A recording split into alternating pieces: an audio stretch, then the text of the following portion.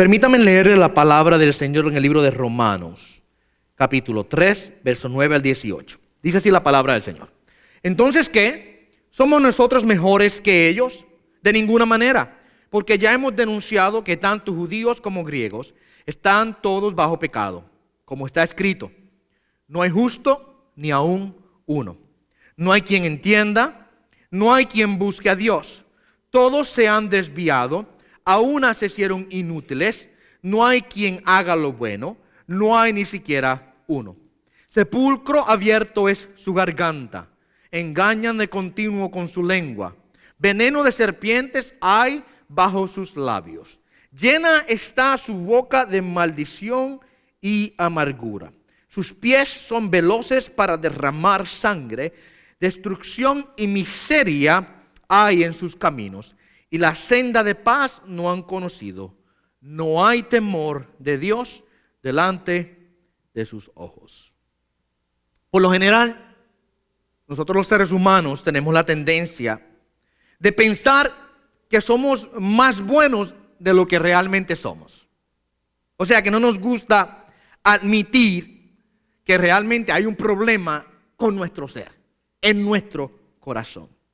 Esa forma de pensar o esa forma de verse a uno mismo hoy día es constantemente reforzada por psicólogos, consejeros y aún por predicadores que le enseñan a las personas que si tienen problemas es porque algo fuera de ellos lo ha causado. Si algo te está pasando hoy día, si estás pasando por depresión, mira hacia atrás a ver quién te hizo algo.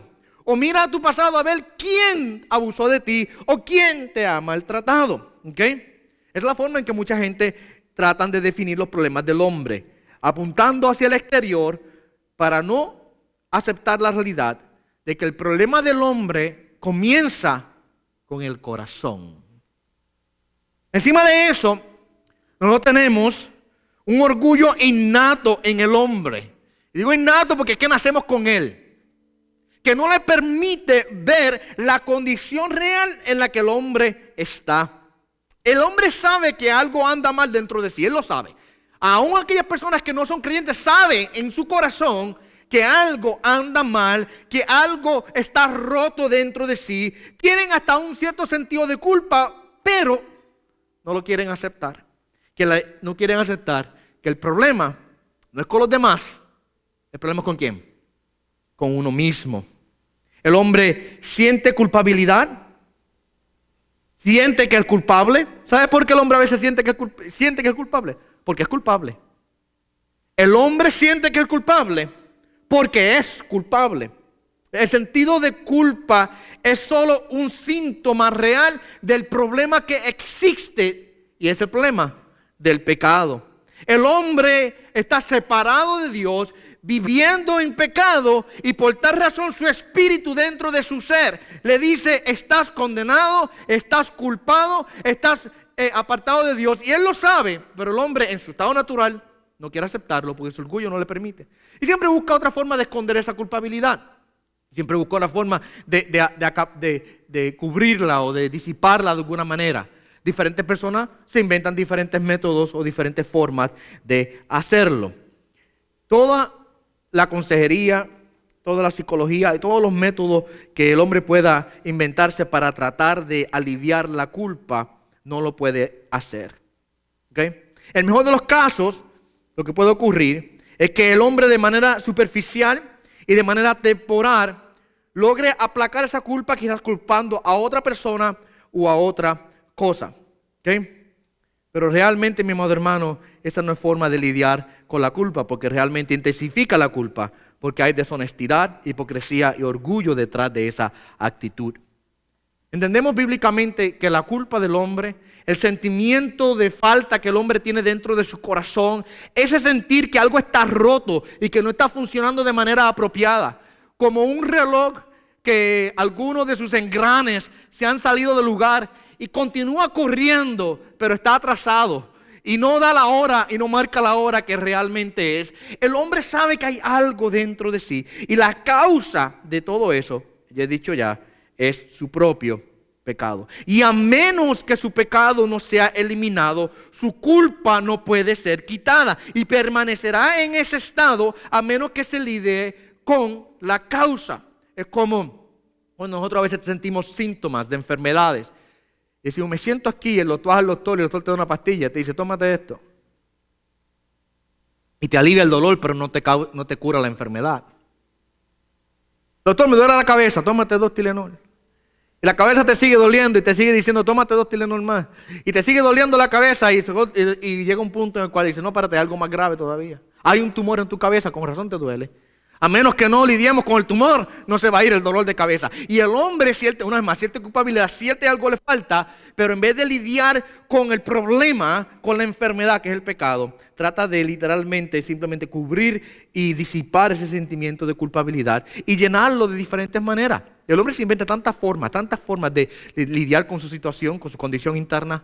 Se inventa tantos métodos. Algunos recurren al pecado constante, a la bebida, a la droga, por ejemplo. Otros recurren a vivir una vida completamente entregada en diferentes vicios, no necesariamente de droga o lo demás, pero vicios de la vida. Otros recurren a la religión. Esa es una de las más comunes. El hombre piensa que por su moralidad y por su ética y por su buena religión puede lidiar con esa culpa. Ya unas semanas atrás, ya no vamos a entrar en eso, pero semanas atrás hablamos de eso. Es imposible que el hombre trate con su culpabilidad a través de la religión o la moralidad, etcétera, etcétera. ¿Okay? Es aquí donde nosotros sabemos que viene el evangelio, que significa literalmente las buenas noticias, las buenas nuevas. Las buenas noticias que el evangelio ofrece es el camino de la salvación del pecado. Y hasta que una persona no se sienta y no entienda la condenación de su pecado, el evangelio no tiene nada que ofrecer. Es por eso que tantos púlpitos están tan vacíos de la palabra del Señor. Le predican a la gente, Dios tiene buenas intenciones para ti. Dios quiere que tú seas el mejor de los campeones. Dios quiere que tú tengas tu mejor vida ahora. Dicen algunos. Me gusta lo que dice un predicador que yo sigo. Si tu mejor vida es ahora, quiere decir que te vas para el infierno. Porque mi mejor vida no es aquí. Pero tantos púlpitos le enseñan a la gente que el evangelio son buenas noticias, pero no le enseñan de qué. Dios tiene un plan hermoso para tu vida. ¿Pero cuál es? Porque no quieren confrontar a la gente con la realidad del pecado. El plan de Dios para su vida es que tengas un mejor auto, una mejor casa, un mejor trabajo, una mejor salud, más dinero en el banco. El evangelio, mi amado hermano, no hace ninguna promesa respecto a esas condiciones físicas y materiales. La promesa del evangelio y las buenas noticias del evangelio es que la persona puede ser librada de la culpabilidad total de su pecado. Y ahí es donde Pablo quiere que nosotros caigamos y quiere que entendamos esto. Que a menos que yo comprenda y entienda la condición en la que me encuentro sin Cristo, no puedo ver la belleza y gozarme la gloria de las buenas noticias del evangelio de la salvación en Cristo Jesús. Y por eso es que llevamos, literalmente yo creo que 1 mes y medio, no sé, ya se me perdió la cuenta, pero llevamos ya tiempo hablando parte por parte, viendo desde el capítulo 1, verso 18 en adelante, cómo es, mis amados hermanos, que el hombre está condenado, y a menos que el hombre no entienda ese estatus en el cual se encuentra, se le va a hacer imposible entender y gozarse el milagro de la salvación y las buenas noticias del evangelio.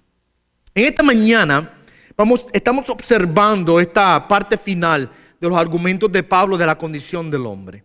Y yo creo que si fuéramos a darle un subtítulo, el título del sermón, ¿verdad? La corrupción total del hombre, pero si fuésemos a utilizar una frase más teológica que los reformadores y los teólogos han utilizado a través de las edades, le podríamos llamar la depravación total. Eso es lo que estamos viendo aquí. O otras personas llaman la corrupción radical. ¿Qué es esto? Permítame citar al pastor Sujel Michelén. Él escribe lo siguiente: lo que esta expresión significa no es que todos los hombres sean todo lo malo que pueden llegar a ser, o que todos los seres humanos sean completamente incapaces de hacer alguna cosa relativamente buena. El hombre está totalmente depravado en el sentido de que sus facultades han sido profundamente afectadas por el pecado, su intelecto, su voluntad, sus emociones. Ese es el diagnóstico que Dios nos da de la condición humana. Cuando hablamos de depravación total, cuando hablamos de la corrupción radical o total del hombre, no estamos diciendo que todos los hombres pueden ser tan malos como podrían ser. O son tan malos como podrían ser, debo decir. No todos somos un Adolfo Hitler, ¿verdad? No todos somos un homicida.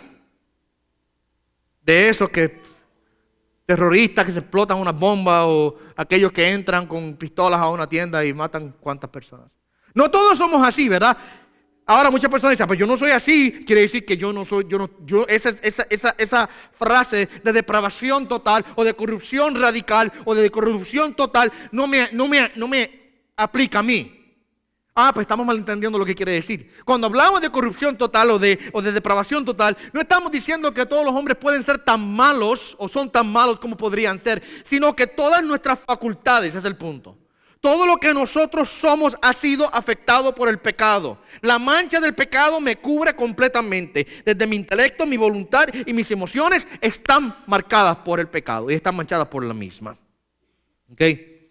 El pastor Miguel Núñez escribe lo siguiente: cuando hablamos de la inhabilidad del hombre, nos referimos a la incapacidad que tiene el ser humano de buscar a Dios y de encontrar en Él salvación.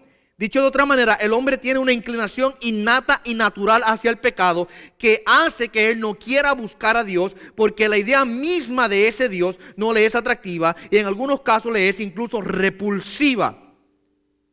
Cuando hablamos entonces de corrupción total o de corrupción radical o de depravación total, estamos hablando de la incapacidad del hombre ahora, como dice el pastor Miguel Núñez, del hombre querer buscar a Dios o poder buscar a Dios porque no quiere, no lo desea hacer. Continúa Miguel Núñez diciendo, en esencia lo que la doctrina afirma es que la corrupción moral y espiritual que el hombre experimentó en la caída de Adán lo inhabilitó para experimentar el deseo de buscar a Dios porque su inclinación por el pecado es más poderosa. Entendemos que todas las facultades del hombre, razón, emociones y voluntad, quedaron tan afectadas por las consecuencias del pecado que en esa condición al hombre se le imposibilita ir en busca de su Dios. ¿Okay? Eso es lo que queremos decir cuando hablamos de corrupción total o de inhabilidad total. El hombre no viene a Dios no solamente porque no quiere, sino porque tampoco puede. ¿Okay? No puede porque no quiere. Su deseo es en contra de Dios. Es imposible. ¿Okay? Cuando hablamos de la corrupción del hombre, total del hombre, número uno, varias cosas que quiero que entendamos en mente. Esto es toda una introducción antes de entrar al texto. Que tiene que ver con un problema primordialmente del corazón. ¿Okay? Eso lo entendemos por el texto de la Escritura. Es más, tan temprano en el libro de Génesis encontramos una referencia a esa cosa. Ustedes recuerdan que en el capítulo número 6 de Génesis, Dios vio la maldad del hombre y decidió destruir aquella generación. ¿Y saben la historia? Dios escoge a un hombre, nombre Noé, junto con su familia, construye un arca, voy a enviar un diluvio. ¿Podría Dios haber castigado a la humanidad en aquel entonces de una manera diferente? Claro que sí. Por supuesto que Dios podría castigar al hombre de una manera diferente. Mas escogió hacerlo de esa manera. ¿Por qué? Para dejar evidencia. Para dejar evidencia de que Él castiga el pecado. ¿Okay? Por eso lo hizo. Cuando Dios mira al hombre, cuando mira a la humanidad, mira lo que dice el verso 5 del capítulo 6 de Génesis. Y el Señor vio que era mucha la maldad de los hombres en la tierra. Y mira lo que dice. Y que la intención de los pensamientos de su corazón era solo siempre hacer el mal. Y que la intención de los pensamientos de su corazón era solo hacer siempre el mal. Eso es un diagnóstico de parte de Dios acerca de la condición del hombre. Que mira lo que dice, la intención de los pensamientos. ¿Qué está hablando?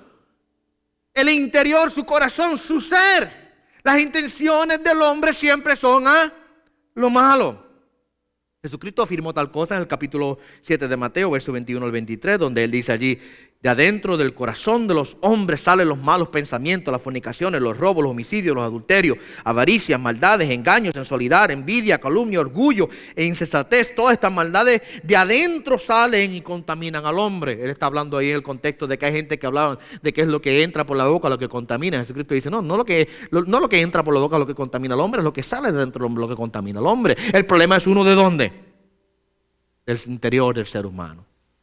Interior del ser humano. Y antes de continuar, por favor, no saque las sombrillas aquí esta mañana. Otra vez hacemos eso. No, eso no se aplica mucho. No, mi amado hermano. Una de las cosas que vamos a aprender en esta mañana es que esta condición de depravación total o corrupción total o radical del hombre es una que todos nosotros la compartimos. Todos la compartimos. Aquí no hay quien tenga excusa. Pero es que yo no soy como aquel. Yo no soy... no, acuérdense, cuando hablamos de corrupción total, no estamos hablando de que todos somos tan malos como podríamos ser, sino que todas nuestras facultades están contaminadas por el pecado. Es lo que estamos queriendo decir. Ahora, de que existen ciertas restricciones en nuestra vida, claro que sí. Dios restringe el pecado a través de su gracia común. Dios restringe el pecado a través de las instituciones que Él ha puesto en esta tierra, como el gobierno y como la familia. ¿Entonces no se ve eso? Dios puso el gobierno para restringir el pecado y Dios puso la familia para restringir el pecado. Ambas instituciones funcionan como agentes de restricción del pecado sobre la tierra. Quita el gobierno y quita la familia, a ver lo que pasa, mi amado hermano. ¿Usted ha visto los lugares en donde hay anarquía? ¿Usted ha visto los lugares donde los gobiernos caen? ¿Cómo que la gente actúa? Diría, no, yo nunca haría eso. Por favor, nunca digamos de ese vaso de agua yo nunca voy a beber. Porque la realidad es que todos nosotros tenemos en nuestro corazón esa raíz, esa semilla de pecado. Ahora, hago la aclaración, por supuesto, que los que estamos en Cristo hemos sido ahora nacidos de nuevo, renovados en Cristo Jesús. Hay un cambio, por supuesto hay un cambio. Pero no es porque nosotros éramos especiales, lo veremos en un segundo. Todos nosotros estábamos en el mismo barco. Íbamos comiendo la misma perdición. Así que el problema de la corrupción del hombre, mi hermano, es un problema interno. Es un estado, podemos decir también, un estado de muerte espiritual. Es un estado de muerte espiritual. Así como la Biblia nos describe a nosotros antes de ser salvos en Cristo Jesús. Miren lo que dice Efesios capítulo 2, 1 y 2. Y Él os dio vida a vosotros que estabais muertos en vuestros delitos en pecados. ¿Ok? Miren lo que dice, Él nos dio vida. Pero ¿cómo describe? Ese es nuestro estado actual. Él nos dio vida. ¿Cuál era nuestro estado anterior? Que estábamos muertos en nuestros delitos y pecados. ¿Cómo? Muertos. Así es que el hombre está sin Cristo. Y mira lo que continúa diciendo Pablo en el verso 2 ahí. En los cuales anduvisteis en otro tiempo según la corriente de este mundo, conforme al príncipe de la potestad del aire, el espíritu que ahora opera en los hijos de desobediencia. Eso somos nosotros. Ese es el estado natural del hombre, que vive actuando no según los estatutos y las ordenanzas y la palabra de Dios, sino según la corriente de este mundo, conforme al príncipe de la potestad del aire. ¿Quién es ese? Satanás. Bajo el dominio de las tinieblas. Miren lo que dice el verso número 4 y 5 de ese mismo capítulo de Efesios 2. Pero Dios, que es rico en misericordia por causa del gran amor con que nos amó, aun cuando estábamos muertos en nuestros delitos, nos dio vida juntamente con Cristo Jesús. Miren lo que dice, aun cuando estábamos como muertos. No es que el hombre está medio vivo. Pablo repite eso mismo en Colosenses capítulo 2. Y cuando estabais muertos en vuestros delitos y en la incircuncisión de vuestra carne, Él os dio vida. No es que estábamos medio vivos. No es que había que solamente darnos CPR. Esa técnica de resucitación, usted la ha visto, ¿verdad? Se ahogó la persona, vamos a respirar a la boca, hacer CPR, a ver si lo resucitamos. No era que Dios tenía que darnos un toquecito para ver si nos levantamos. No, es que estábamos completamente descomponiéndonos espiritualmente. Estábamos en un estado de descomposición. Es el estado en que el hombre se encuentra sin Cristo, de descomposición, muerto. Yo le decía a ustedes el día jueves que en una ocasión un predicador comparaba la salvación con un salvavidas en un barco. Se había caído una persona a la mar y los tripulantes del barco habían lanzado el salvavidas para que la persona tomara y se agarrara y pudieran alarlo. Y él decía, esa es la salvación. Cristo lanza el salvavidas al agua, pero nosotros tenemos que agarrarnos de Él. Agárrate del salvavidas, la salvación de Cristo, decía él. Y yo me quedaba, ay Señor, eso no es bíblico. Eso no es bíblico. En ningún lugar la Biblia enseña, mi amado hermano, que nosotros de alguna manera tenemos que agarrarnos el salvavidas para que Dios nos jale hacia adentro. Lo que la Biblia enseña respecto a la salvación es que nosotros estábamos completamente incapaces. No teníamos la habilidad de venir a Dios. Si yo fuera a usar una comparación o una analogía como esa, yo diría, el hombre está ya 100 metros bajo el nivel del mar, abajo, enterrado allá abajo, muerto, ahogado, descompuesto ya, está completamente podrido. Dios se lanza al agua, nada hasta allá abajo, lo saca arriba, lo lleva a la orilla, respira en el hombre aliento de vida y lo hace una nueva criatura. Esa es la salvación. El hombre está completamente destituido, muerto, incapaz en su estado natural. ¿Okay? Así que es un estado de muerte espiritual. Y es una voluntad antagonista en contra de Dios. Una voluntad antagonista en contra de Dios. Mira lo que dice Jesucristo, uno de los pasajes bíblicos del libro de Juan que quizás son más conocidos. En el capítulo 5, versos 39 y 40, mucha gente quizás no entiende muy bien lo que Juan 5:39 quiere decir. Muchas personas leen el texto como si fuera un mandato que Jesucristo está dando. Escudriñad las Escrituras porque vosotros pensáis que en ellas tenéis la vida eterna. Y ellas son las que dan testimonio de mí. Mas sin embargo no es un mandato, es un indicativo lo que Jesucristo está haciendo ahí. Debería traducirse mejor como lo traduce la Biblia de las Américas. Examináis las Escrituras porque vosotros pensáis que en ellas tenéis vida eterna. Él estaba diciendo a los fariseos, ustedes se pasan leyendo la Biblia todo el tiempo. Y mira que ellos eran fastidiosos con la Biblia. Ellos leen, se memorizan, copiaban y memorizan. No.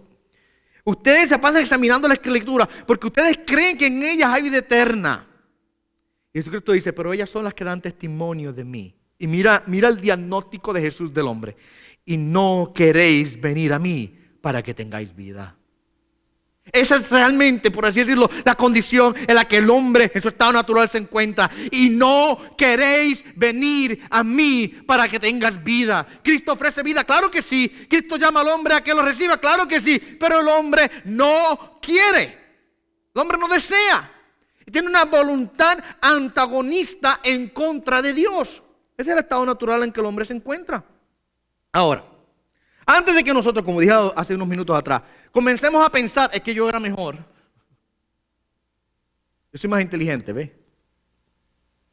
Yo fui más sabio. Antes de que nosotros comencemos a pensar que nosotros de alguna manera estamos exentos de esta condición, que si estamos en Cristo es porque logramos hacerlo mejor, o tuvimos más entendimiento y pudimos ver la verdad como realmente es. Antes de que caigamos en este error, Pablo nos aclara esta realidad. Lo primero que vemos ahora, entrando al texto que vamos a considerar en esta mañana, lo primero que nosotros vemos aquí, mis amados hermanos, es que el creyente no tiene excusa ninguna para pensar que él es mejor que los demás. Mira lo que dice el verso 9. Entonces, ¿qué? Me encanta cuando Pablo hace preguntas, cuando Pablo está haciendo preguntas, él sabe que alguien las va a hacer y él las hace antes que las hagan para poder contestar las refutaciones que puedan subir en contra de él. Él hace eso a través de todo el libro de Romanos. Pablo es como un abogado fiscal que está defendiendo su posición, presentando todos sus casos, y él está siendo bien legal, bien estricto y presenta unos argumentos extremadamente sólidos. Y todo el tiempo usted ve que Pablo hace una pregunta es porque sabe que alguien la va a hacer, y antes de que alguien la haga, él la contesta. Y él sabe que él acaba, en el capítulo número 1, verso 18 en adelante, él acaba de condenar al pagano. Todo el capítulo 1, verso 18 hasta el verso 32, si no me equivoco, todo eso, él toma al pagano y, como decimos en Puerto Rico, lo pasó por la piedra. Lo condenó totalmente. Lo dejó sin excusa, sin justificación. Le dice, están muertos, es un delito, están pecando, y describe sus pecados y denota cómo es que son idólatras, cómo es que no aman a Dios, etcétera, etcétera. Luego en el capítulo 2, él comienza a lidiar con el moral primero. El que se siente, no, que yo no soy tan malo como esa gente. Eso es lo que mucha gente hace. Tú vas para el cielo, sí, yo no bebo, yo no fumo, yo no tengo vicio, yo no hago nada malo, yo trabajo, 4 trabajos, ayudo a mi familia. Esa es la excusa, esa es la forma que la gente yo no soy tan malo. No comprenden la santidad de Dios y la disminuyen, se hacen ellos más santos de lo que son, hacen a Dios menos santo de lo que es, para entonces poder alcanzar la gloria de Dios. Eso no funciona así. Entonces Pablo toma el moralista al principio del capítulo 2 y también destruye todos sus argumentos. No hay forma de que el moralista pueda decir, que yo soy una persona más buena que el otro. No tiene excusa. Luego toma el religioso, igual. En este caso el religioso judío. Que tiene la revelación de Dios, que viene del linaje de Abraham, que tiene, por así decirlo, la religión aún correcta, podemos decir. La revelación, como Pablo dice ahí en capítulo número 2, ellos recibieron los oráculos de Dios. Tiene el judío la revelación de parte de Dios. Y Pablo dice, tampoco. Así que ni el gentil pagano, ni el gentil moralista, ni el religioso judío tienen excusa, tienen justificación delante de Dios, están todos condenados. Ahora, en el verso número 9, Pablo dice, pero ustedes que son creyentes, el creyente Entonces, ¿qué? ¿Somos nosotros mejores que ellos? Yo creo que el nosotros aquí hace una referencia a Pablo incluyéndose como creyente y a todos los hermanos creyentes de la iglesia de Roma. ¿Somos nosotros mejores que ellos? ¿Somos nosotros ahora de alguna manera mejores que los otros grupos de personas que han sido condenados ante Dios? ¿Somos intrínsecamente superiores a los demás? ¿Fuimos salvados porque nuestra naturaleza humana básica estaba en un plano más alto que la de ellos? ¿Es el caso? ¿Somos mejores? La respuesta es obvia, ¿verdad? De ninguna manera. No. Pablo dice, ya nosotros hemos demostrado en los versos anteriores que todos están bajo pecado y no hay diferencia entre el judío ni el griego, no importa quién tú seas, no importa cuál sea tu linaje. Y cuando hablamos judío y griego, usted no diga, pastor, pues yo no soy ni judío ni griego, así que eso no me aplica a mí. No, entienda que lo que Pablo está haciendo es explicando o dividiendo la humanidad en dos grupos, el judío y el gentil. Y usted cae en una u otra, ninguno de ustedes son judíos, ¿verdad que sí? Pues todos son gentiles, ahí estamos ahí. Y Pablo ya acaba de claramente dejarlo claro que no hay justificación para ninguno. Él dice, todos ya hemos demostrado, mira lo que dice, ya hemos denunciado que tanto judíos como griegos están todos bajo pecado. Así que el creyente no puede venir diciendo, es que yo fui mejor. No. Estamos todos ahí. Esa es la condición y la naturaleza del hombre. Y aún debo decir algo, todavía estamos con los pies en la tierra y queda un poquito de ese residuo ahí.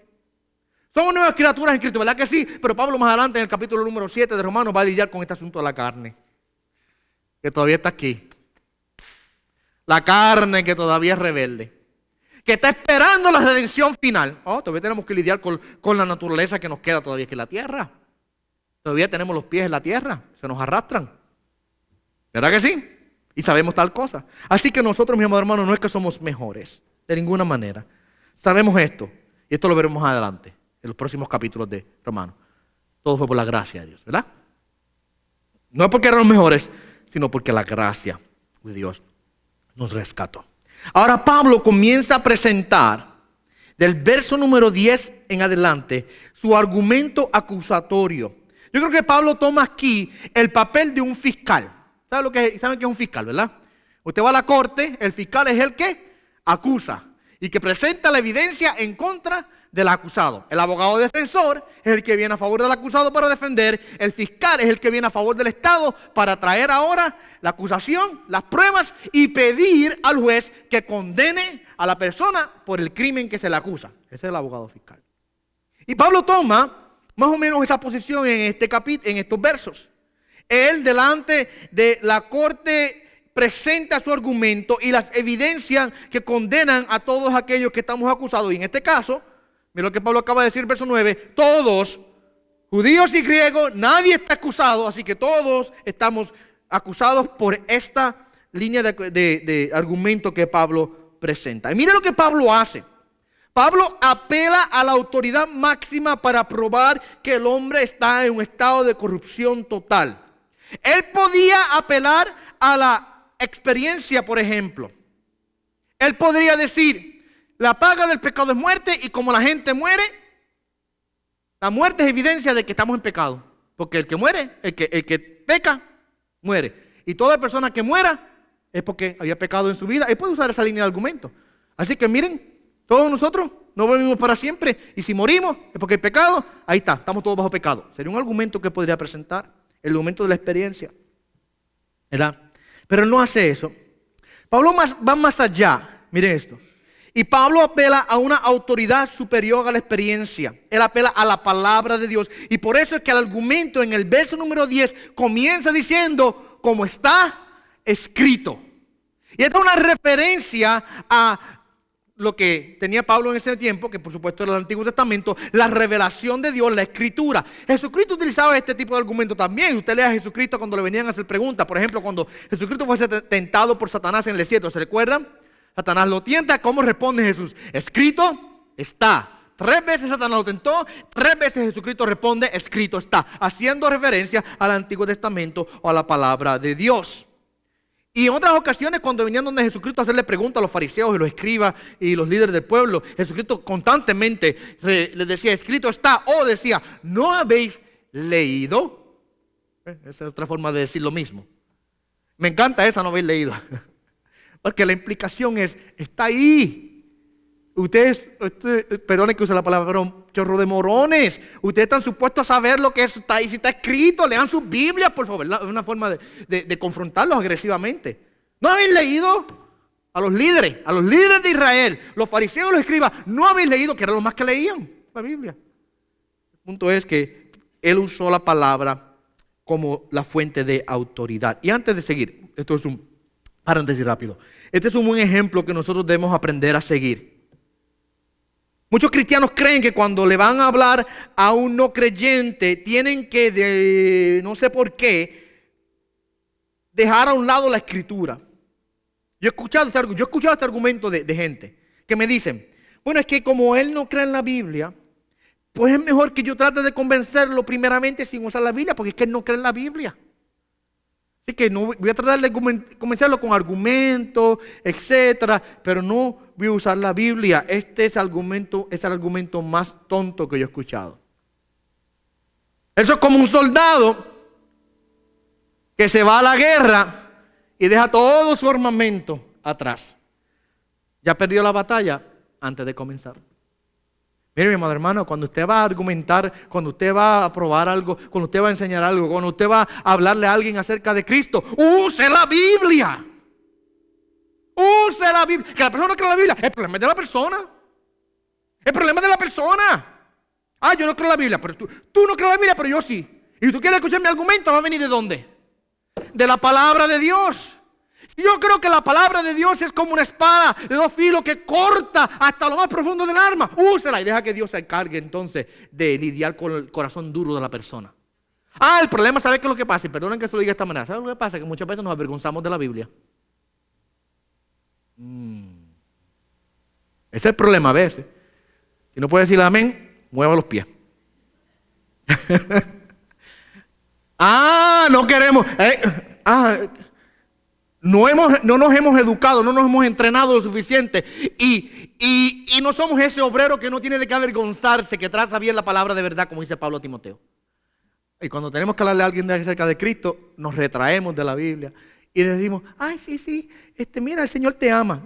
Usamos palabritas así bien superficiales, pero no vamos a la palabra del Señor. No nos avergoncemos de la palabra. Pablo nos da un ejemplo aquí. Pablo va a probar ahora mismo que el humano está en un estado de corrupción total. ¿Qué es lo que él hace? Como está escrito. ¿Dónde va? A la Biblia. A la palabra. Y la palabra se convierte en la fuente de autoridad que ahora justifica el argumento que él presenta. Y no hay otro argumento más válido, más poderoso que el que tú puedas presentar de la palabra de Dios bien interpretada. Porque la palabra es su propio intérprete y la palabra es una espada y la palabra es un armamento, mi amado hermano, extremadamente violento. Me gusta como dice el pastor MacArthur. La espada es un león. Yo no tengo que defenderla. Lo que tengo que hacer es abrir la jaula y dejar que salga. Deja que la palabra salga. Y una vez que deja la palabra salga, Dios hace la obra. Recuérdense que hay una promesa de parte de Dios que su palabra nunca regresa a él vacía. ¿Ok? Ahora Pablo presenta su argumento y nos da 13 acusaciones. 13 acusaciones. Le voy a dar lo que yo le llamo la lista de compra, ¿ok? Porque eso es lo que Pablo hace. Pablo hace una lista, nos da 3 acusaciones que está dividida en 3 partes. Pablo acusa el carácter del hombre, acusa el hablar o la conversación del hombre y acusa la conducta del hombre. 13 acusaciones en 3 categorías específicas: carácter, el hablar y la conducta. Es interesante, antes de seguir, que esta porción que vamos a considerar ahora, del verso 10 en adelante, Pablo dice como está escrito. Y por lo general, cuando usted escucha un como está escrito, usted esperaría ir a algún lugar de la Biblia y encontrar ese texto bíblico así como Pablo lo escribe. Sin embargo, usted tiene que navegar por muchas partes de la Biblia para poder encontrar estas referencias que Pablo hace. Esta lista es realmente una colección de citas del Antiguo Testamento. ¿Ok? Era una herramienta rabínica de enseñanza muy común que los rabinos utilizaban. Los rabinos eran los maestros de Biblia del pueblo judío. Ellos utilizaban esta herramienta. Ellos la llamaban charús. Era el nombre hebreo que ellos le daban. Que literalmente quiere decir un collar de perlas. Y los rabinos iban al Antiguo Testamento y buscaban verdades y las unían una con otra y hacían un collar de perlas bíblicas. ¿Me entienden eso qué quiere decir? Una línea de enseñanza, unas declaraciones de verdad que encajaban entre sí mismos y se convertían en lo que yo le llamo un charuz, un collar de perlas bíblicas verdaderas. Y eso es lo que Pablo está haciendo aquí. Pablo está usando una metodología rabínica de tomar diferentes porciones de la Biblia, y es lo que Pablo le dice a Timoteo una vez más.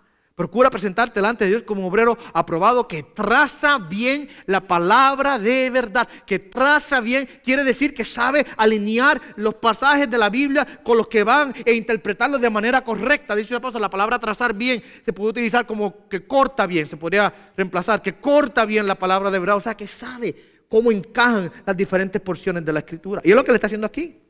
Él está tomando diferentes porciones del Antiguo Testamento y está formando un collar de perlas de verdad de la Biblia para presentar su acusación de la condición espiritual en la que el hombre se encuentra.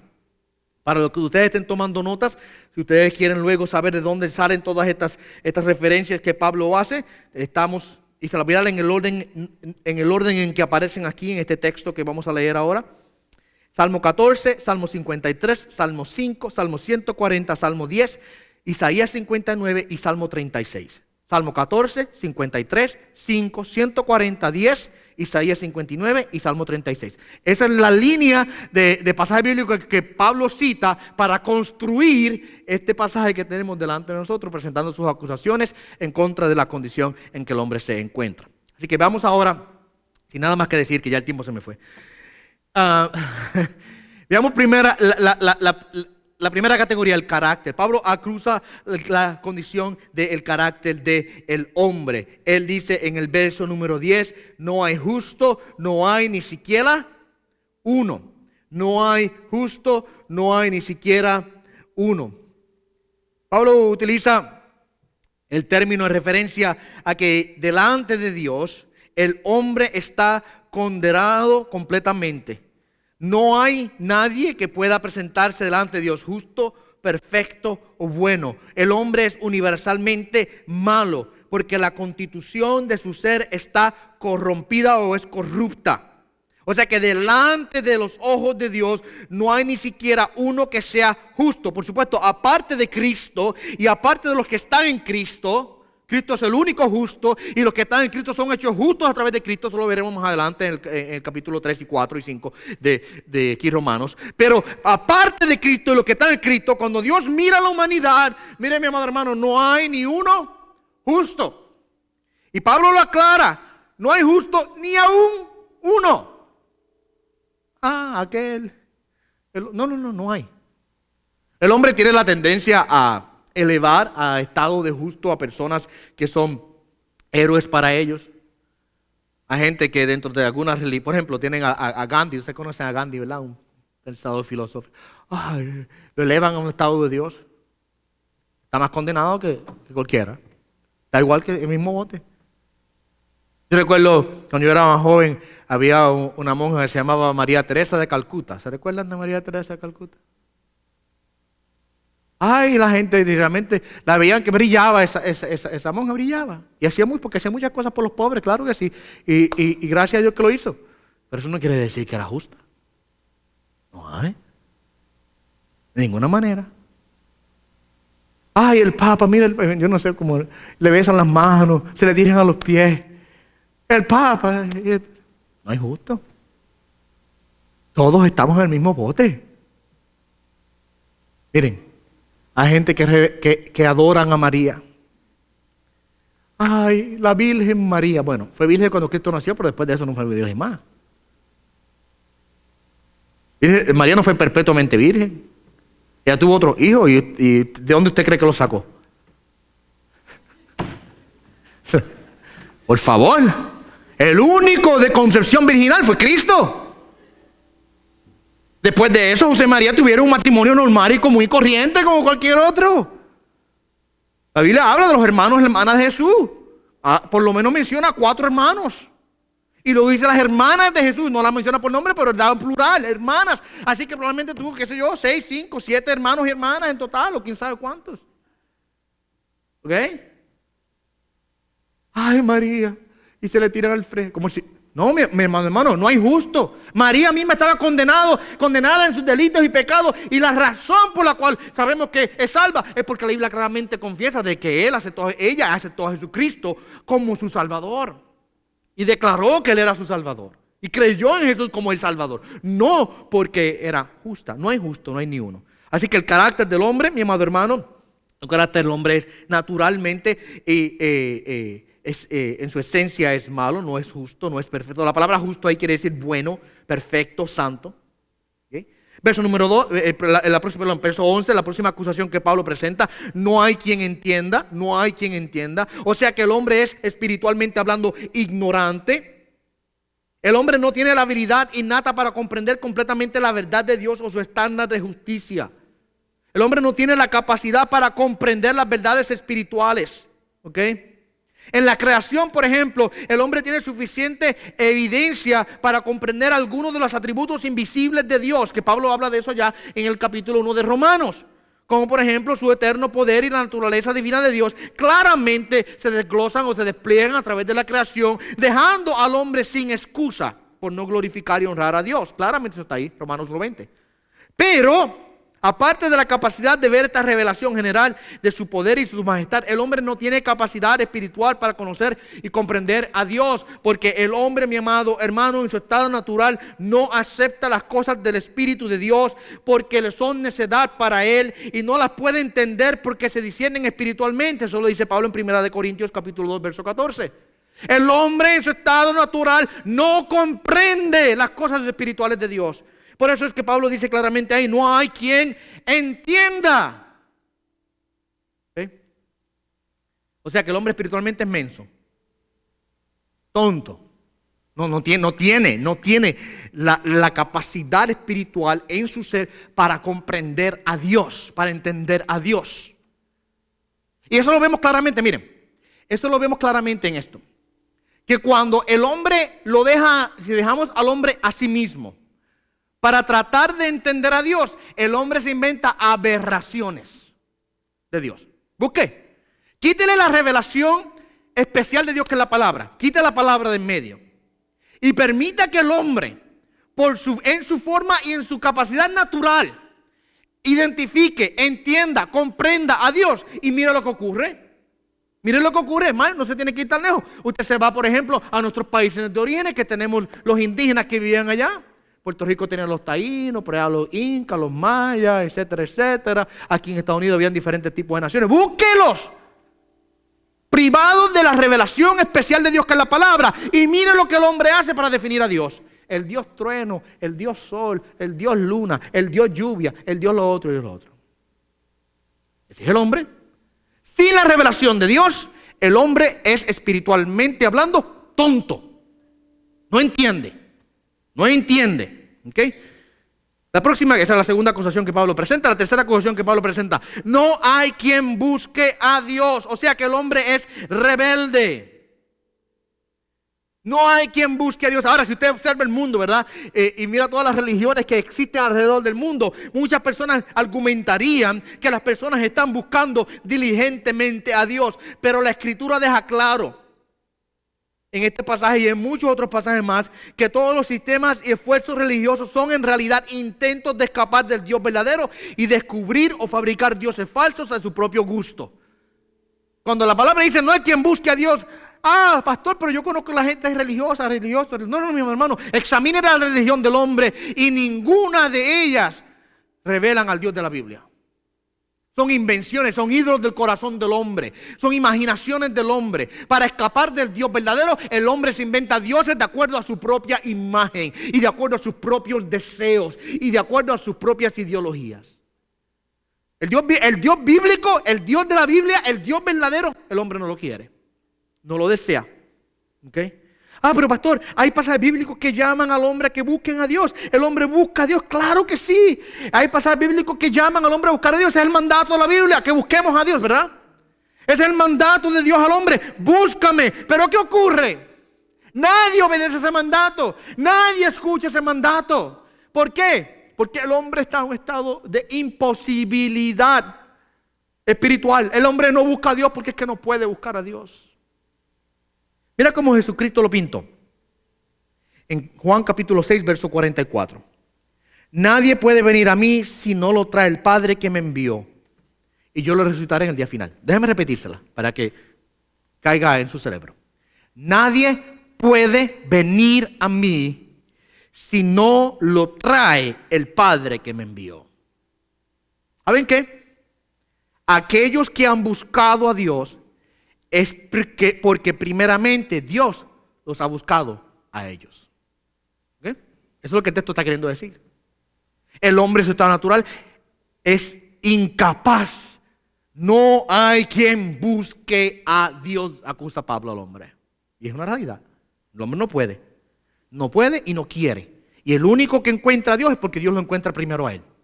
¿Okay? Seguimos con la lista. Esa es la tercera acusación. No hay quien busque a Dios. Cuarta acusación. Todos se han desviado. La persona que es naturalmente malvada, naturalmente ignorante de la verdad de Dios y naturalmente rebelde contra Dios, inevitablemente y de manera natural vivirá separada de la voluntad de Dios. Eso es lo que quiere decir. La idea aquí es la de ir por un camino incorrecto, por un camino que lleva a la perdición. El hombre naturalmente se desvía y va por un camino opuesto al camino que Dios dicta que vayamos. No ama a Dios, no es justo, es malo en su ser, es ignorante de la verdad, es rebelde contra Dios. Claro. En ese estado, ¿usted cree que el hombre va a ir por un camino, el camino de la verdad? Por supuesto que no. ¿Qué hace? Se desvía por el camino del error. Se desvía por el camino de la mentira. Y es más, el hombre cree la verdad, la mentira, perdón. El hombre ama la mentira por encima de la verdad. Se atesora la mentira como si fuera verdad cuando realmente es puro engaño. Ese era el número 4, todos se han desviado. Número 5, aún se hicieron inútiles. Aún se hicieron inútiles. El lenguaje original conlleva la connotación, y se utiliza, dicho sea de paso, para describir una leche que se ha podrido y tiene que ser descartada. Y ya no sirve. Nosotros hacemos hoy día que la leche dure más tiempo en el refrigerador, ¿verdad? La guardamos, la pasteurizamos, la homogenizamos, la ponemos en la nevera, nos dura quizás unas cuantas semanas. Usted ordeñaba allí en aquellos tiempos antiguos, esa leche tenía que ser procesada inmediatamente, porque si no la procesaba se podía ir mal rápido. Entonces el contexto, la connotación, debo decir, es de leche que se pudre, que ya no sirve, ya se dañó, se descompuso. Y hay que tirarla. Dice, aún se hicieron inútiles. El punto es que no tienen uso, o un buen uso debemos decir. ¿Okay? No hay uso apropiado o bueno cuando dice esto para él. Es lo que Jesucristo habló en Juan capítulo 15, que apartado de él nada podéis hacer. Fuera de Jesucristo el hombre no puede hacer nada espiritual y divinamente bueno. No es que el hombre no tenga capacidades para lograr hacer muchas cosas, porque realmente las tiene. Ya plantamos a una persona en la luna. Hemos curado enfermedades a través de los avances tecnológicos. Hemos creado instituciones para ayudar a gente que tiene pobreza, a gente que tiene enfermedades, a diferentes países que están en diferentes crisis. Hemos hecho todas las cosas. El hombre tiene capacidad para hacer todas esas cosas. Cuando dice, aún se hicieron inútiles, no quiere decir que el hombre está totalmente incapacitado de lograr hacer grandes logros. Mire dónde estamos hoy nuestros días. En cómo la sociedad nuestra ha avanzado a través de las edades. Claro que el hombre tiene muchas capacidades. Eso no es lo que quiere decir. Lo que quiere decir es que espiritualmente hablando, el hombre no puede hacer nada bueno delante de Dios. No puede el hombre, espiritualmente hablando, hacer nada bueno delante de Dios. Pero pastor, aquella persona le dio de comer a alguien. Claro que sí, pero acuérdense que su naturaleza está manchada por el pecado. Y delante de Dios, aún nuestras buenas obras, dice la Escritura, son como trapos de inmundicia. ¿Verdad? Eso es lo que dice la Biblia. Delante de Dios, aún las buenas obras del hombre. Y a mí los traductores de la Biblia a veces se cuidan de no usar un lenguaje muy ofensivo en traducir algunas de las frases. Por ejemplo, cuando Pablo habla en el libro de Filipenses que su pasado yo para él es basura, todo eso para mí es basura, comparado con la bendición de conocer a Cristo. La palabra original en el griego original no es basura, es estiércol. Entonces los traductores usan una palabra un poco menos ofensiva, ¿verdad? En el mismo caso aquí, Cuando dice que las buenas obras del hombre son como trapos de inmundicia. ¿Sabes lo que quiere decir eso? La palabra original es ropa interior sucia. El significado original en el texto original. Pasa que los traductores utilizan unas palabras un poco menos ofensivas. Apestoso. Aún nuestras buenas obras delante de Dios apestan. ¿Por qué? Porque estamos manchados por el pecado. ¿Ok? Así que a todos los hombres se hicieron inútiles. La acusación número 6 sigue: no hay quien haga lo bueno, no hay ni siquiera uno. ¿Ok? Debido a que no hay capacidad de hacerlo, por supuesto no hay nadie que lo haga. El estándar perfecto de justicia es Dios. Dios es el estándar de perfección, y porque el hombre natural no tiene la capacidad de hacer nada bueno, nada recto, no puede hacerlo, porque no puede cumplir con los estándares divinos. Usted quiere saber lo que algo bueno es, mira a Dios. Usted quiere saber lo que algo perfecto es, mira a Dios. Y cuando usted compara lo que el hombre puede hacer a lo que Dios es y la demanda de Dios, usted tiene que concluir que nosotros no podemos hacer lo bueno. No hay quien haga lo bueno, porque el único bueno es ¿quién? Es Dios.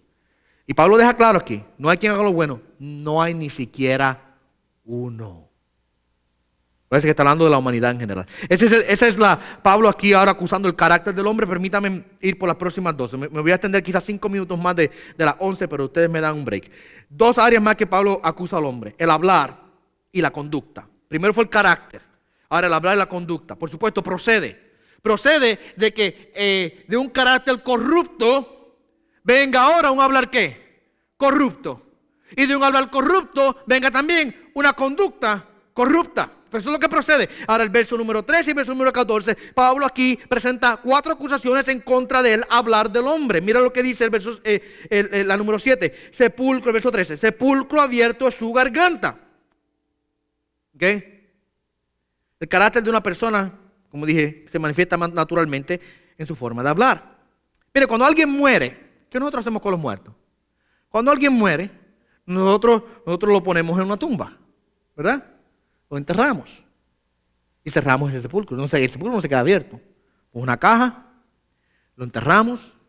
En el tiempo de Pablo, de Jesucristo, desde aquel tiempo, ellos hacían huecos. Los judíos hacían esto comúnmente. Ellos tallaban en la piedra muchas veces, hacían huecos en las piedras y metían a los muertos dentro de piedras o en la tierra. Excavaban, los envolvían, porque no habían cajas de muertos como nosotros usamos hoy día, los envolvían en lienzos, los bañaban en un aceite y unas especias aromáticas, que fue lo que le hicieron a Jesús el día de su muerte, y lo metían en la tumba. ¿Okay? Se hace eso, número 1, por respeto, por supuesto, al muerto, pero número 2, para guardar a los vivos de la peste y de lo feo que se ve un cadáver descomponiéndose, ¿verdad? Entonces, ninguno de los vivos, de los que quedamos acá, queremos ver esa imagen de Sutanito que se acaba de morir y una semana después su cadáver está allí expuesto a los elementos. Es cuestión de unos días y ya están las moscas volando sobre él y los gusanos, etc. ¿Verdad que sí? Y la imagen es realmente repulsiva. ¿Okay? Miren lo que Pablo dice ahora: sepulcro abierto es su garganta. ¿Qué hay dentro del sepulcro? Un muerto que apesta. Pero el pecador, en vez de cubrir el sepulcro por respeto a los demás, ¿qué hace? Lo tiene abierto. El hombre natural tiene la garganta bien abierta y al hacerlo testifica continuamente de su muerte espiritual por la inmundicia de sus palabras. Lo que está queriendo decir es que de su boca lo que sale es peste. ¿Ok? Eso es lo que quiere decir. Cuando dice sepulcro abierto, es su garganta. El hombre en su estado natural, mi amado hermano, no puede controlar, se le hace imposible controlar su forma de hablar. Mira la próxima acusación. Una, sepulcro abierto su garganta. La próxima acusación: engañan de continuo con su lengua. Engañan de continuo con su lengua. La idea aquí es interesante. La idea aquí es la de un anzuelo que el pescador lanza al agua para atrapar al pez. El pez piensa que logrará tener una buena cena, pero en realidad el pez se convierte en la cena del pescador que lo acaba de engañar. ¿Verdad que sí? Porque lo engañó. Cayó de tonto el pez. Es lo que pescar es. Es tonto. Entonces, cuando dice engañan de continuo con su boca, la idea detrás de la palabra original en griego es lo que quiere decir, que constantemente están presentando algo que no es. Hay engaño. El hombre natural miente y usa otra forma de engaño porque son parte habitual de su forma de vida. No hay honestidad, no hay verdad en ellos. La próxima acusación. Mira lo que dice ahora. No solamente su garganta es un sepulcro abierto, no solamente su lengua es un instrumento de engaño, sino que dice ahora también que en sus labios hay veneno de serpientes. Veneno de serpientes hay bajo sus labios. Esto apunta a lo mortífero que puede ser el poder destructivo en las palabras del pecador. No solo se destruye a sí mismo, sino que también destruye a los demás. Sus palabras son instrumentos de herida. En este caso, Pablo los identifica como veneno de serpientes. Ustedes recuerdan que tanto Juan el Bautista como Jesús confrontaron a los fariseos y a los escribas y les llamaron literalmente eso, víboras, serpientes. ¿Verdad? ¿Se recuerda de eso? Eso es como Jesucristo y los fariseos, Jesucristo y Juan el Bautista identificaron a los fariseos y a los escribas. ¿Por qué? Bueno, una de las razones que podemos identificar es porque las palabras que ellos hablaban, en vez de impartir salvación, en vez de impartir paz, eran palabras que esparcían pura destrucción y muerte como veneno. Por eso Jesús y Juan el Bautista y Jesús le llaman a ellos víboras o serpientes. Esa es la condición del hombre natural. Su palabra, en vez de dar vida, trae muerte. Y la próxima acusación respecto al hablar que Pablo da, llena está su boca de maldición y amargura. La idea es la de desear el mal, la de maldecir intensamente a alguien o expresar abiertamente una hostilidad hacia otra persona. Mira cómo el salmista lo pinta en el Salmo 64, versos 3 y 4. Afilan su lengua como espada y lanzan palabras amargas como saeta para herir en oculto al íntegro. Lo hieren repentinamente y no temen. Ese es David hablando. Afilan su lengua como espada. Y sus palabras son como saetas que están amargadas. ¿Ok? Ese es el hombre en su estado natural. Y yo sé que esto yo no tengo que explicarlo mucho porque usted lo entiende. De que hay ciertas restricciones en el hombre, sí, la conciencia, Dios nos dio conciencia. Dios nos dio instituciones, gobierno y familia para restringir. La iglesia restringe.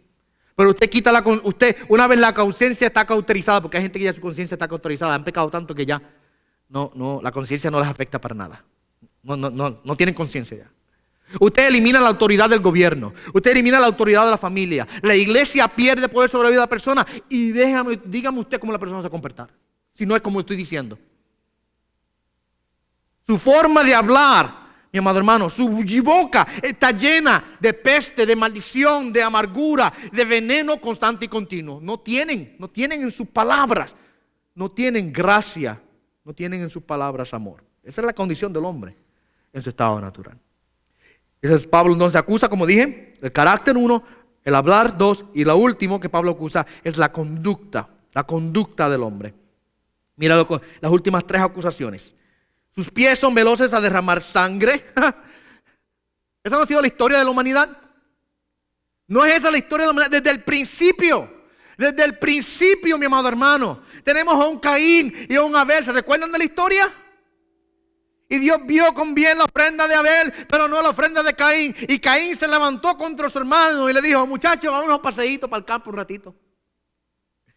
Vente que te voy a comprar una alcapurria allá en el kiosquito de la esquina. Vamos a dar una vuelta. Ajá. Bajaron los dos al campo, pero solamente uno regresó.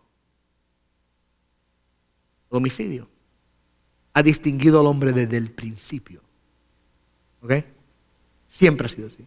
Y la historia de la humanidad está llena, escuche bien, la historia de la humanidad está literalmente llena de ejemplos que podemos dar. Que la lista es tan larga que ni voy a comenzar. Del hombre matándose los unos a los otros. Por cualquier razón. Por cualquier razón. Váyase, y no solamente son los que cometen homicidio por robo, por esto o lo otro. Váyase que aún los gobiernos a través de las edades, aún las dictaduras a través de las edades. Allá Hitler mató 6 millones de judíos tratando de limpiar la raza de la humanidad de ellos. Y etcétera, etcétera. El hombre siempre ha sido rápido, veloz para derramar sangre. ¿Okay?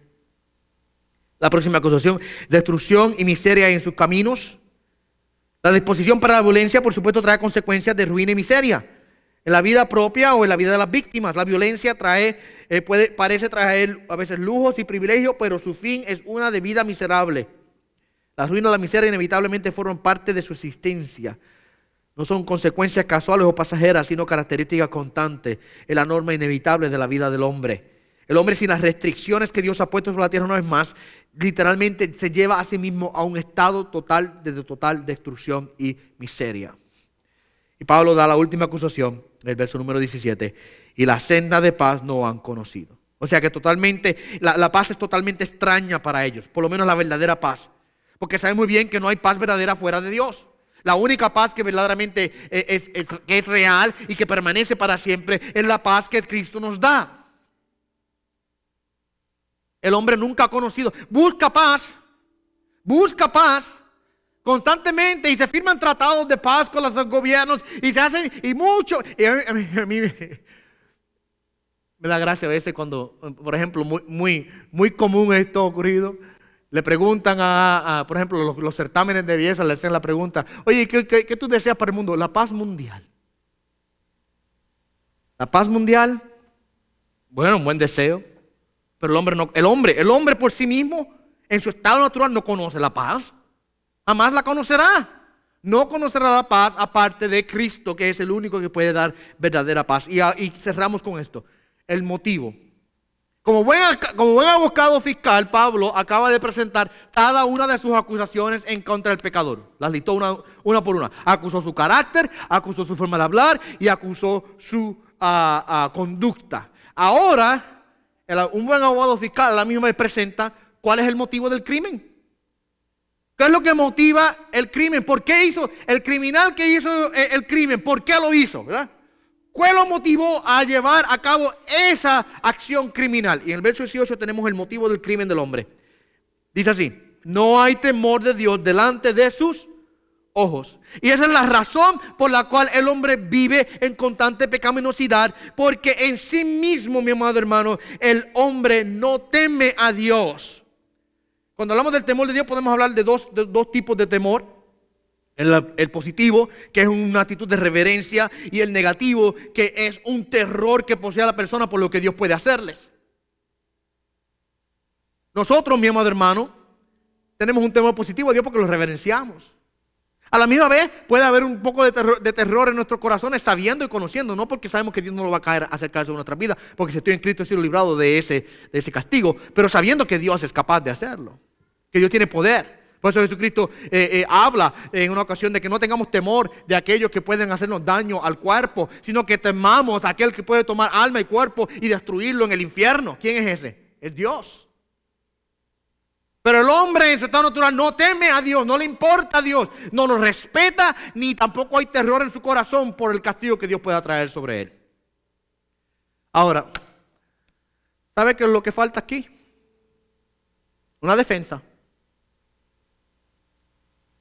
El abogado fiscal viene y presenta su acusación. Ahora el acusado puede levantarse y defenderse a sí mismo, ¿verdad? Es decir, aquí está mi defensa. ¿Sabe qué ocurre? No hay defensa. No hay defensa, ¿sabe por qué? Porque la oposición no tiene defensa.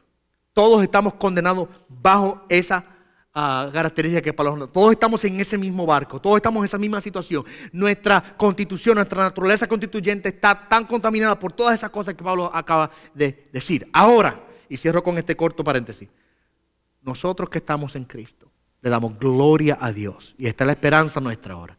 Le damos gloria, eso lo veremos antes de la semana que viene, cuando comenzaremos a hablar acerca de la justificación que viene por la fe en Cristo Jesús. Ahora nosotros que estamos en Cristo tenemos esperanza porque hemos sido librados de esta condición. Pero es muy importante y muy saludable para nuestro bien espiritual que entendamos lo que Pablo acaba de decir aquí y que no nos justifiquemos de esto diciendo: no, es que yo no era así. Porque de otra manera no voy a poder disfrutar y entender lo que Cristo hizo por mí. Pero cuando yo entiendo que lo que Pablo acaba de decir me aplica a mí, como la historia de un viejo predicador que andaba por el parque con una bolsa que parecía que había una cámara adentro. Y un grupo de jóvenes se le acerca y le dice, sáquenos una foto. El predicador abre su bolsa y saca una Biblia. Va a Romanos capítulo 3, verso 9 al 18 y se lo lee. Y le dice a los muchachos, se las acabo de sacar la foto. Ese es un retrato de ustedes. Eso es un retrato de todos nosotros. Eso se llama a nosotros, mi amado hermano. Eso debe humillar nuestro corazón. Y ahora la luz de lo que veremos la semana entrante, que es la justificación por la fe en Cristo Jesús, crear en nosotros una actitud de reverencia, de humildad, de alegría, de gozo, de alabanza, de adoración, un deseo de decir, Señor, gracias, porque aunque estaba yo ahí, tú me lavaste, me perdonaste, me libraste, me redimiste, me rescataste, me justificaste. Amén.